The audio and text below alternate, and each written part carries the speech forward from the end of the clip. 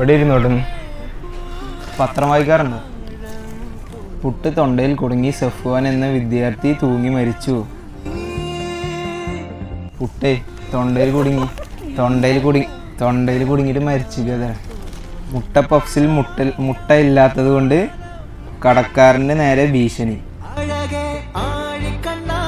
ഉപ്പുമാവിൽ ഉപ്പില്ലാത്തതിന് ഭാര്യയെ കഴുത്തറുത്ത് കൊന്നു.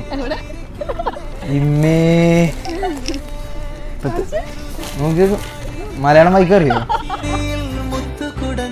ഇപ്പത്തെ കുട്ടികളൊക്കെ ഒരു കാര്യം. പേപ്പർ വേണോ വായിക്കാൻ? എന്താ നിങ്ങൾ കേട്ടത്? യുവാവ് 100 രൂപ കടം തരാത്തിന് ഞാൻ എന്നെ കുത്തിക്കൊല്ലോ.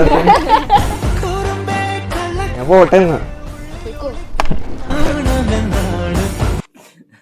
സത്യം പറഞ്ഞാല് ഭയങ്കര റെസ്പെക്ട് തോന്നി ആ പെൺകുട്ടിയുടെ അടുത്ത്.